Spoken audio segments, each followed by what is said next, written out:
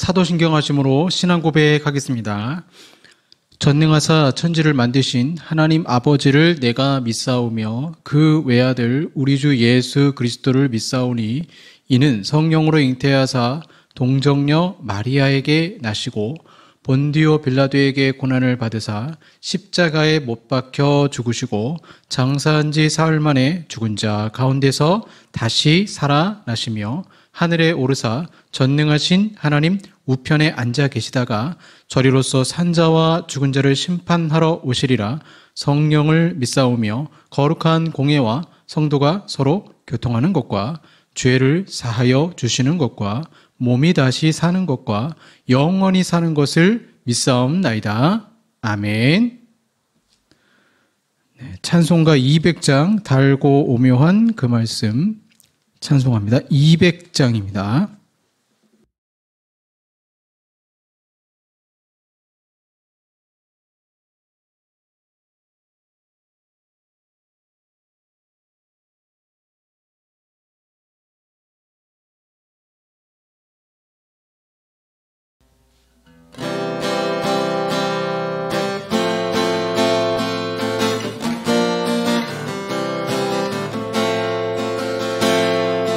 달고 오묘한 그 말씀 생명의 말씀을 귀한 그 말씀 진실로 생명의 말씀이 나의 길과 믿음 밝히 보여주 아름답고 귀한 말씀 생명샘이로다. 아름답고 귀한 말씀 생명샘이로다. 귀한 주님의 말씀을 내 노래 되도다. 모든 사람을 살리는 생명의 말씀을 값도 없이 받아 생명 길을 가니 아름답고 귀한 말씀 생명샘이로다. 아름답고 귀한 말씀 생명샘이로다. 널리 울리어 퍼지는 생명의 말씀을 마음의 용서와 평안을 골고루 주나니 다만 예수 말씀 듣고 복을 받네. 아름답고 귀한 말씀 생명샘이로다. 아름답고 귀한 말씀 생명샘이로다.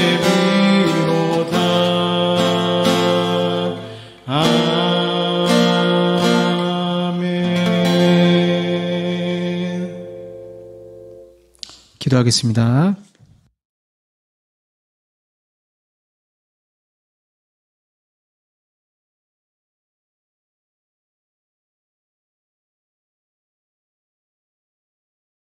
폭우 가운데도 지켜주신 아버지 하나님 은혜 감사합니다. 여전히 폭우가 진행되고 있는 과정 가운데 피해를 입은 많은 우리의 서민들을 주님 불쌍히 여겨주시고 저들을 위로하여 주시고 하늘의 문을 여시고 비를 내리시기도 하시고 또한 이 땅에 지진도 내리시는 하나님의 그 광대하심과 이 세상의 만물의 주관자 되심을 우리 모든 사람들이 인정하는 그날이 속히 오기를 간절히 소망합니다. 이 말세 지말의 시대 속에 기후 위기 속에서 더욱 저희들 주님을 바라보는 마음을 가지며 살 수 있도록 주여 도와주시고, 이 세상 흘러가는 대로 우리가 인생을 살아가는 것이 아니라 하나님 말씀대로 살아갈 수 있도록 주여 도와주시옵소서. 오늘도 저희들 허물 많고 죄 많지만 주의 십자가 벌로 용서하시고 우리를 주의 예배 자리로 초청하심을 주여 감사드립니다. 하나님께 나아갈 때 기쁨과 정성을 다해서 특별히 영과 진리를 다해 하나님께 예배하기를 원합니다. 우리 예배를 주여 받으시고 오직 하나님께만 영광 돌리는 귀한 은혜 시간이 되게 하여 주시옵소서. 특별히 우리 은혜동산교회를 사랑하셔서 8월 달에 있는 전교연 수련회 가운데 주여 함께하사 우리 많은 분들이 참석하고 은혜 받게 하시고 8월 17일, 18일 날 있는 수련회를 통해서 놀라운 주의 역사가 나타날 수 있도록 각 가정마다 역사하시고 인도하여 주시옵소서. 예수님 이름으로 기도합니다. 아멘. 네, 성경 말씀 시편 119편 105절 말씀입니다. 시편 119편 105절 말씀입니다. 구약 성경 894쪽이 되겠습니다. 시편 119편 105절 말씀입니다. 한 절 말씀 봉독하겠습니다. 주의 말씀은 내 발의 등이요 내 길의 빛이니이다. 한 번 더 봉독합니다. 주의 말씀은 내 발의 등이요 내 길의 빛이니이다. 아멘. 네, 오늘 기찻길 그리고 말씀이라는 제목으로 말씀 나누도록 하겠습니다. 현대인의 성경 보면 본문이 이렇게 나옵니다. 주의 말씀은 나를 안내하는 등불이며 내 길을 비춰주는 빛입니다. 2018년도에 우리나라가 막 40도까지 오를 정도로 더웠죠. 최근에도 엄청 더워서 거의 40도까지 오른 지역도 있었습니다. 보통 기차 레일을 만들 때는 온도 변화에 따라서 레일이 길어지거나 또 짧아질 수 있어서 그것을 감안하고 설계를 합니다. 그런데 만약 이번엔 너무 온도가 높다 그러면 레일이 팽창하여서 그 위험을 인지하고 기차 운행이 또 잠깐 중단되는 사태가 있었죠. 아무리 성능이 뛰어난 기차라 할지라도 레일이 없으면 기차는 달릴 수 없습니다. 기차가 인간이라면 인간이 아무리 똑똑하고 자기 힘으로 나의 인생의 바다를 건널 수 있다고 자부한들 하나님의 말씀이라는 레일이 없으면 회전문에 또 회전문을 통과하여 원점으로 돌아가는 인생이 될 수밖에 없습니다. 이를 우리가 하나님의 주권과 자유의지의 상호관계로 말하는 것이죠. 하나님은 우리를 인도하시지만 구체적으로 말씀하시지 않을 때가 많고 그러면서 우리는 내 이성을 의지하거나 타인을 의지하다가 어려움을 겪는 경우가 있습니다. 잠언 3장 5절과 6절 말씀에 너는 마음을 다하여 여호와를 신뢰하고 내 명철을 의지하지 말라. 너는 범사의 그를 인정하라. 그리하면 내 길을 지도하시리라. 분명히 주님을 인정하면 하나님이 그 길을 지도하신다라고 말씀하셨거든요. 그런데 우리는 좋지 않은 결정을 내려서 결국 하나님의 차선에 만족해야 한다는 두려움에 때때로 갑자기 온몸이 굳어질 때 이 잠언 3장 5절 6절 말씀이 우리 인생에 참 큰 위로가 됩니다. 범사의 그를 인정하라. 그리하면 내 길을 지도하시리라. 내 인생을 주님의 것으로 인정한다면 하나님은 명령형으로 오늘 본문에 말씀하셨거든요. 비록 내가 차선을 선택하다 할지라도 하나님 말씀하셨어요. 내 길을 지도하시리라. 명령형입니다. 차선을 선택하겠다 할지라도 인도하시겠다라는 것입니다. 우리는 실수할까 봐 걱정하는데 하나님은 걱정하지 말라고 하십니다. 걱정하지 마. 나는 끝까지 내 길을 지도할 거야. 말씀하시는 거죠. 어느 미국 시인이 이런 시를 썼어요. 단풍 든 숲속에 두 갈래의 길이 있었습니다. 나는 두 길을 가지 못하는 것을 안타까워하며 한참을 서서 낮은 숲으로 꺾여 내려가는 한쪽 길을 멀리 끝까지 바라보았습니다. 이 부분이 주목이 돼요. 나는 두 길을 가지 못하는 것을 안타까워하며 우리는 선택의 갈림길에서 괴로워합니다. 두 길을 가지 못하는 것을 안타까워합니다. 진로 선택에 문제에 있어서 나의 재능이 다양하다면 꼭 한 가지 길을 가야 한다고 할 때 사람은 너무나 괴롭습니다.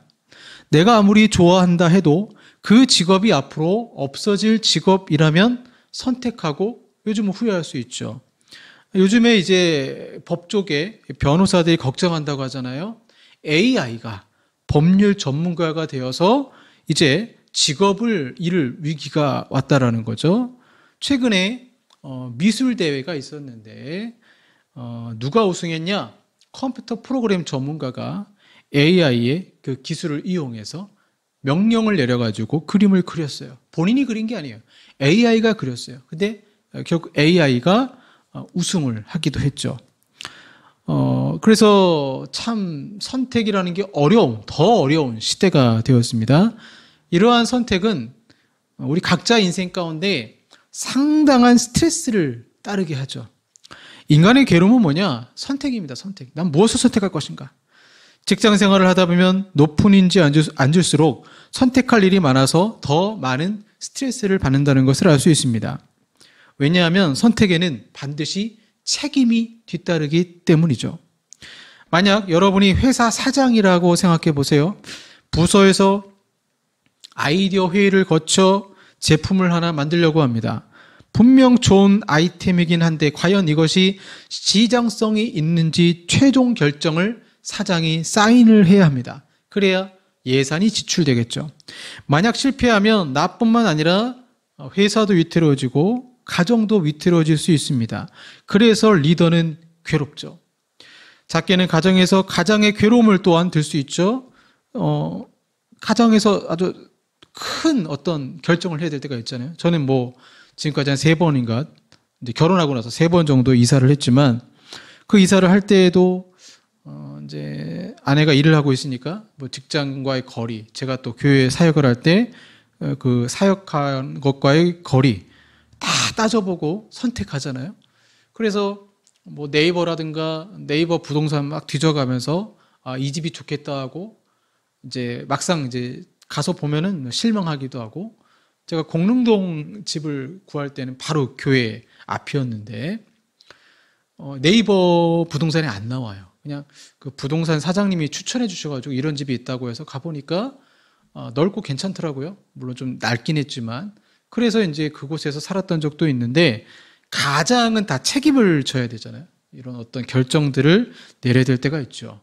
이제 제가 교회 개척할 때에도 장소를 구하는 것이라든가 또 여러 가지를 고민하고 또 결정해야 되는데 상당한 스트레스가 있죠. 인생의 길을 선택한다라는 것은 달리 말하면 이렇게 표현할 수 있습니다. 누군가의 말을 기울인다는 뜻이에요. 누군가의 말을 듣고 내가 그것을 선택한다는 뜻이죠. 잠언 3장 5절과 6절의 말씀에 내 명철을 의지하지 말라라고 했습니다. 우리는 어떤 일을 선택할 때 크게 3가지 음성을 들어요. 먼저는 조언을 구하죠. 그래서 타인의 음성을 듣습니다. 학교 선생님에게, 아니면 그 관련 전문가나 부모나 친구에게 조언을 구하거나 내가 가고자 하는 길을 먼저 걸어본 사람에게 경험을 묻기도 합니다. 또 하나는 본인의 내적 음성입니다. 이는 내 명철에 의지하지 말라고 했을 때 명철에 해당하는 것이죠. 자기 내면의 목소리예요. 그래, 난 할 수 있어. 그래, 이 길이 최선의 길이야. 자기 내면의 목소리를, 이성의 소리를 내가 듣고 내가 움직이는 거죠. 그러니까 잘못하면 이 내면의 음성을 하나님이 주신 것이라고 착각할 수 있는데, 예를 들어 이런 것이죠. 어떤 목사님이 좋아하는 여성이 생겼어요. 결혼을 막 진지하게 고민합니다. 나이가 몇 살이냐? 16살 때. 16살 때 교회를 다니는데 사랑에 빠지게 됐습니다. 그 교회 한 자매를 사랑하게 됐어요. 이 16살 학생이 하나님께 진지하게 기도했습니다. 하나님, 결혼하고 싶습니다. 그 자매와 결혼하고 싶습니다. 근데 이게 하나님이 원하시는 것이냐 아닌지 알려주세요. 그렇게 해서 성경을 딱 펼쳤어요. 어떤 말씀 읽었느냐? 말라기 2장 14절 말씀을 읽었습니다. 너희는 이르기를 어찌 됨이니까 하는도다. 이는 너와 내가 어려서 맞이한 아내 사이에 여호와께서 증인이 되시기 때문이라. 그는 내 짝이요 너와 서약한 아내로되 내가 그에게 거짓을 행하였도다. 사람은 보고 싶은 것만 보고 듣고 싶은 것만 듣는다고 이 말라기서의 전후 문맥은 생각하지 않고 그냥 딱 한 구절로 자기 인생을 결정하려고 했던 것입니다. 그는 내 짝이요 너와 서약한 아내로되, 여기에 꽂힌 거죠. 그래서 그 아내분의 이름이 에드가인데, 물론 나중에 이제 진짜 이분하고 결혼하게 됩니다.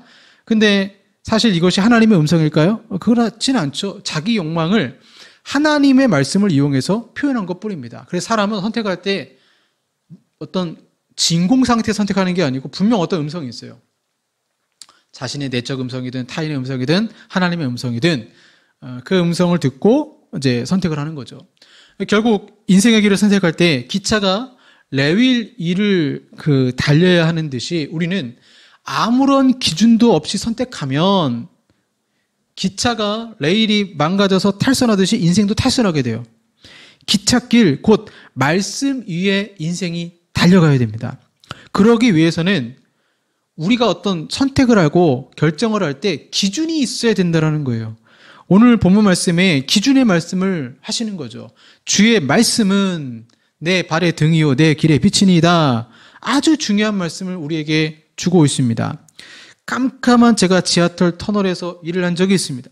안전모를 쓰고 개인적으로 랜턴을 하나 구입해서 안전모에 부착을 해서 다녔습니다.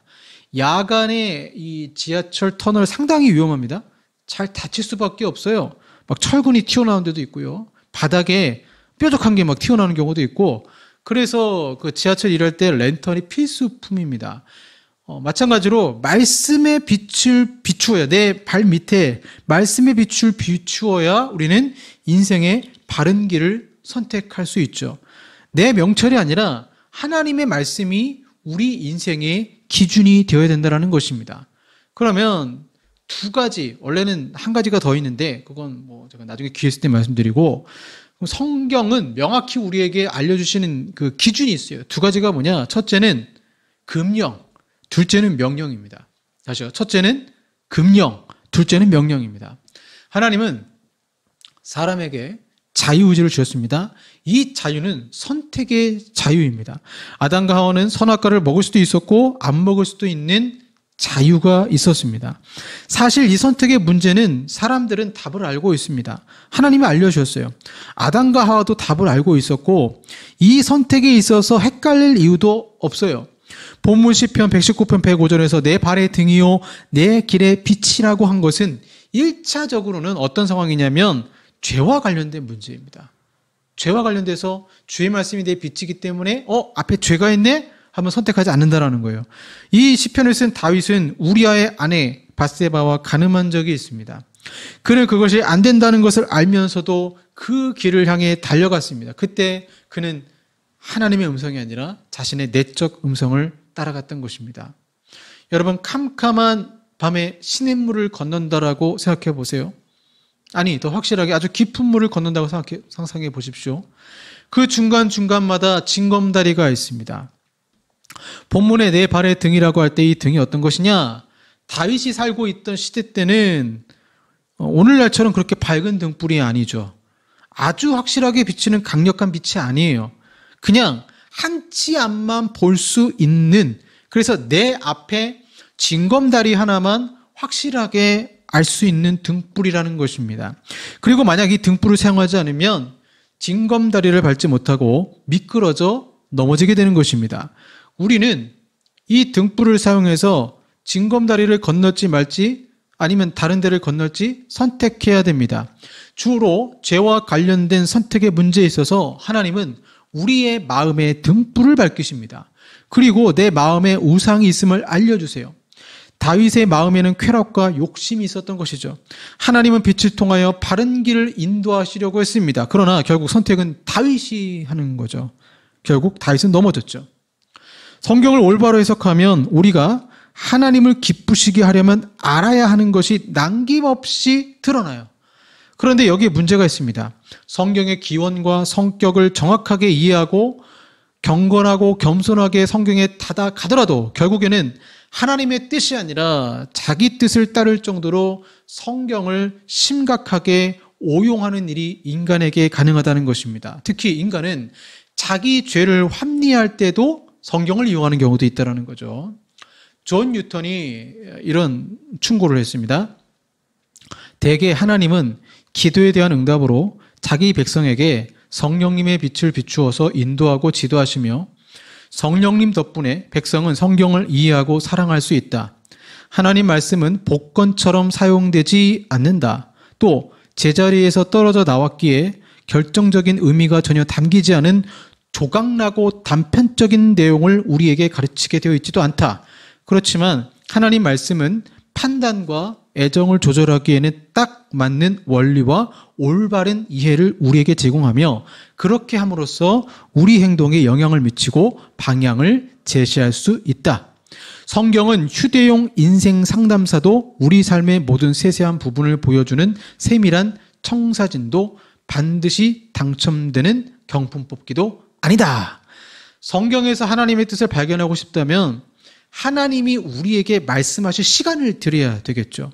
그래서 성경 연구를 해야 되는데 이때 정규 해석 규정을 존중해야 됩니다. 왜냐하면 성경은 관련 없는 문서의 선집이 아니라 누적된 역사적 계시입니다. 그래서 성경을 통독하거나 정독해야 되겠죠.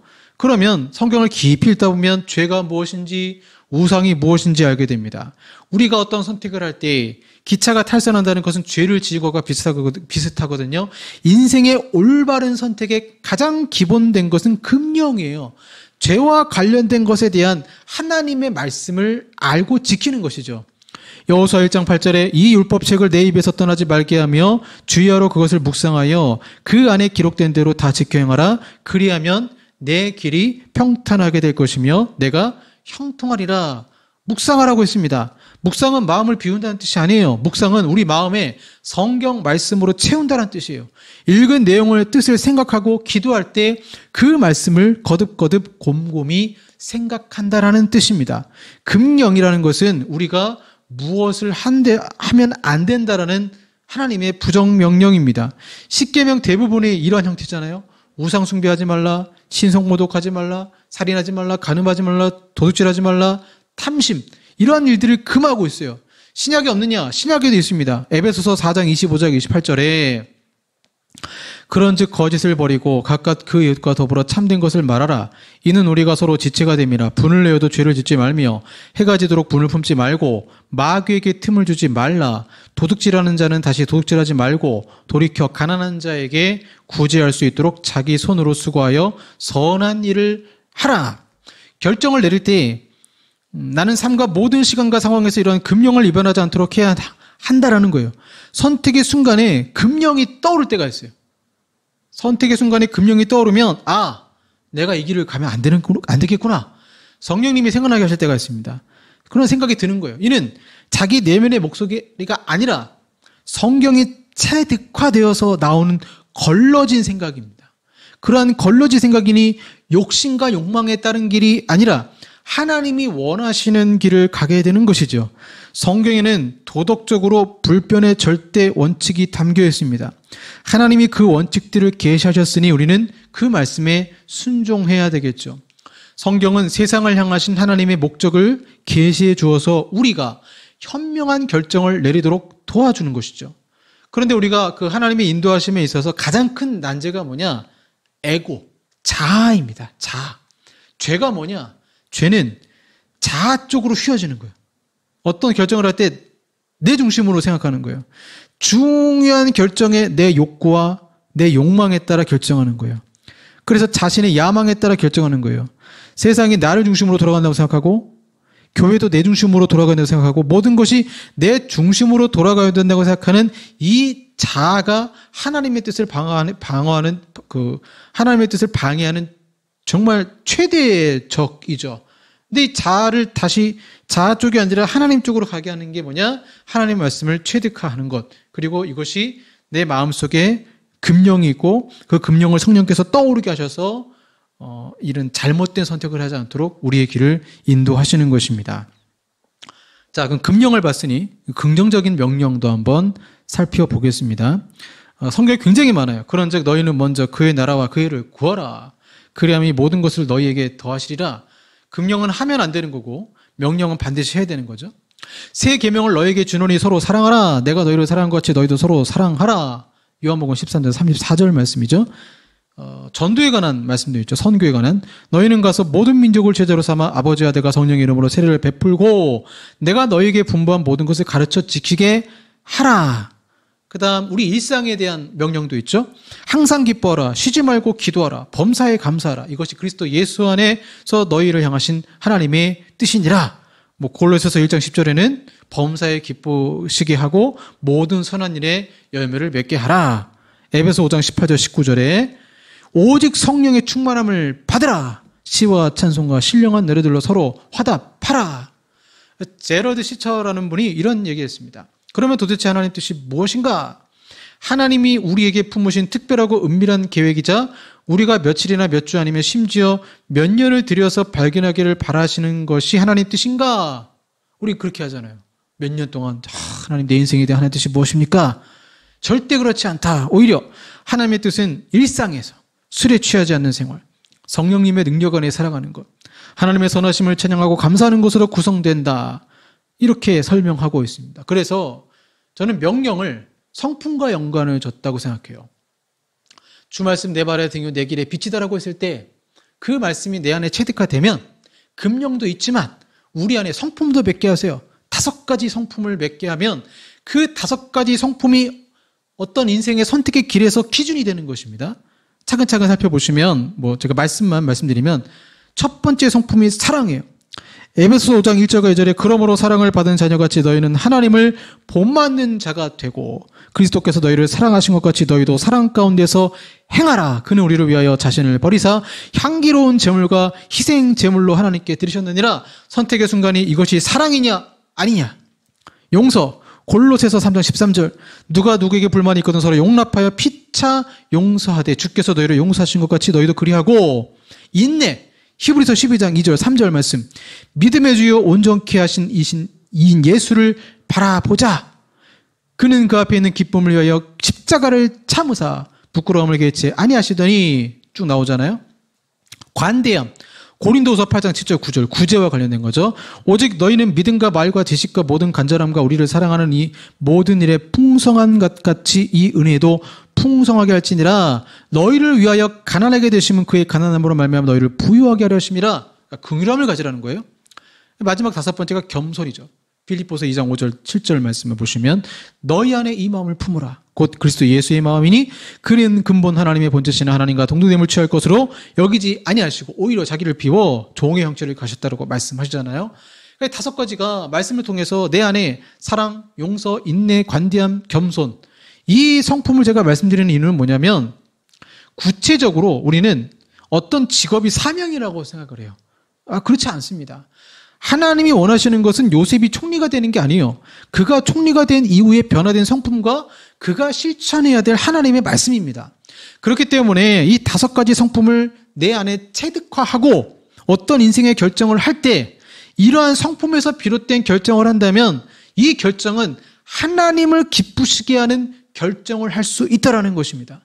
주의 말씀은 내 발의 등이요 내 길의 빛이니이다. 발의 등이라는 것은 실족할 수 있는 위기 상황에 빛을 비춰주심을 말하고 있고 내 길의 빛이라는 것은 내가 지금 가고 있는 길, 즉 명령, 목적을 향해 달려가는 것을 말하는 것입니다. 사울은 아시아로 가기 위해 노력했지만 하나님은 때로 막으시고 유럽으로 그의 진로를 바꾸셨어요. 내가 가고 싶은 길이 아니라 주님이 원하시는 길로 나를 인도하시는 것입니다. 그리고 이 선택의 문제에 있어서 우리는 금령과 명령에 따라서 그 길을 선택해야 되는데 이 길을 선택할 때 결국에는 말씀을 통해서 내가 체득화된 성품이 문제가 되는 것입니다. 그래서 하이데거가 철학자가 이런 얘기를 했죠. 실존이란 말을 쓰면서 인간은 외부의 영향을 받는 존재다. 예를 든 게 나무라 해도 못을 만드는 데 사용하면 망치가 되고 뜨거운 그릇을 놓는 받침대가 될 수도 있죠. 그래서 사물 고유의 속성보다 그 사물이 다른 사물과 어떤 관계를 맺느냐가 그 영혼의 실존을 결정한다라는 거예요. 그러면 우리가 비전이라고 할 때 나의 결정에 있어서 나 혼자 그냥 단독적으로 결정하는 게 아니라 하나님이라는 그 환경과 하나님과 그다음에 내 가족과 교회와 성도와 이러한 관계 등을 통해서 고민하고 선택한다면 그 관계 속에서 주님 주신 말씀이 내 안에 체득화되어서 금령에 따라서 또는 명령에 따라서 그 명령은 성품에 따라서 결정한다면 그 인생은 기찻길로 잘 가고 있는 것입니다. 그러니 여러분, 이 기찻길 그리고 말씀, 인생이라는 길, 금령과 명령을 우리 마음에 체득화되어야 됩니다. 이게 뭐 하루아침에 되진 않아요. 정말 꾸준히 신앙생활하고 꾸준히 말씀을 묵상하고 읽고 하는 가운데 나도 모르게 그런 것 같아요. 진짜 나도 모르게 이 말씀이 체득화되어서 그 말씀이 내 삶 속에서 열매로 맺게 되어지는 역사가 일어나게 돼요. 그러면 선택이 스트레스가 아니라 그 선택의 순간에 하나님의 뜻이 이거구나 하고 성령님이 조명하셔서 우리가 바른 선택을 할 수 있다라는 것입니다. 뭐 극적인 비유이긴 하지만 배우자를 엄청 미워하게 되어서 이혼을 생각하게 됩니다. 그런데 아까 그 5가지를 생각해 보세요. 사랑. 정말 배우자가 나를 정말 사랑하는가? 그 사랑의 감정이 조금 있는가? 나는 이 사람을 사랑하는가? 점검하게 되겠죠. 용서. 정말 내가 용서할 수 없을 만큼의 큰 잘못을 이 사람이 저질렀는가? 인내. 나는 참을 만큼 참았는가? 관대함. 이 사람을 불쌍하게 보고 있는가? 다 적용이 되는 거예요. 겸손. 나와 이 사람 배우자의 관계 속에서 나는 겸손했는가? 아니면 나는 이 사람을 다스리려고 했는가? 쭉 생각해 보면은 그 관계 속에서 내가 완벽하게 명령을 행했다 할지라도 그 바울이 이혼할 수 있는 사유가 몇 가지 얘기를 하잖아요. 뭐 폭력을 행사한다거나 뭐 그러한 경우들, 신앙의 길을 엄청나게 방해한다거나 그 방해하는 것이 그냥 아예 박해를 하는 거죠. 뭐 그런 뭐 예외들 상황들이 있지만 하지만 대부분의 경우는 금령과 명령을 따라서 생각해 보면 아직은 아니구나. 그리고 하나님은 이 상황에서 오히려 저 사람을 전도하기 원하는구나. 또 하나님의 길을 알려주실 때가 있습니다. 사랑하는 여러분, 이 선택의 순간에서 주 말씀 내 발의 등이요 내 길의 빛이니이다. 말씀의 체득화를 통해 내 삶의 바른 길을 선택하는 저 여러분 되기를 소망합니다. 기도하겠습니다. 하나님 아버지 감사합니다. 기차가 기찻길 위를 걸어야 되는 것처럼 우리는 하나님 말씀 가운데 살며 승리해야 됨을 주여 믿습니다. 주님의 인도하심은 그냥 어떤 계시를 보여주셔서 우리를 인도하시는 것이 아니라 하나님 말씀의 체득화를 통해서 성령을 통해 우리를 인도하심을 주여 믿사오니 이 원리를 잘 알고 주님이 주신 금령과 명령을 우리 마음에 잘 새겨서 주의 인도하심에 따라 잘 헤쳐나갈 수 있도록 주여 도와주시옵소서. 예수님 이름으로 기도합니다. 아멘. 우리 주님 말씀하시면 찬양하겠습니다.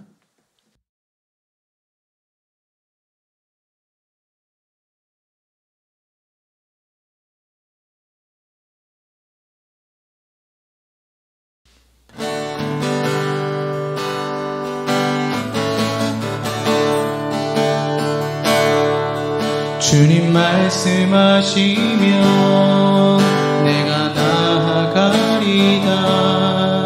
주님 뜻이 아니면 내가 멈춰서리다. 나의 가고 서는 곳 주님 뜻에 있으니 오 주님 나를 이끄소서. 말씀하시면 내가 나아가리다. 주님 뜻이 아니면 내가 멈춰서리다. 나의 가고 서는 곳 주님 뜻에 있으니 오 주님 나를 이끄소서. 뜻하신 그곳에 나 있기 원합니다.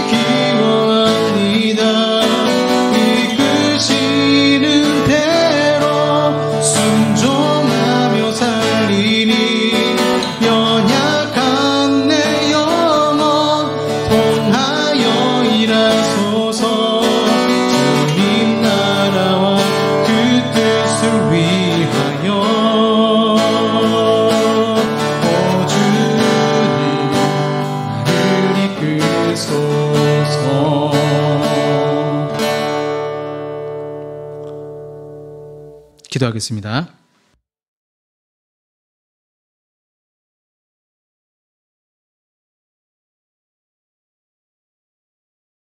사랑의 아버지 하나님 감사합니다. 오늘도 아버지 앞에 귀한 예물 드립니다. 11조 9제 감사 선교로 영광 돌려오니 하나님 기쁘게 받아주시고 지혜가 없거든 지혜를 구하라고 말씀하신 주님, 인생의 중요한 선택의 순간에 하나님 잘 선택할 수 있도록 지혜를 주시고 금령과 명령이 떠오르게 하셔서 그 인생길에 헤매지 않도록 주여 도와주시고, 혹시라도 잘못된 선택을 했다 할지라도 주님을 신뢰하는 영혼으로 돌아설 때 하나님 그 길을 반드시 지도하시겠다고 말씀하셨사오니 복 주시고 은혜 허락하여 주시옵소서. 예수님 이름으로 기도합니다. 아멘.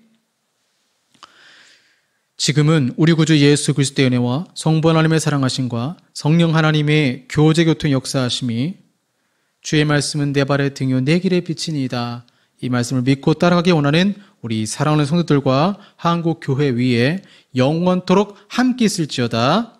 아멘.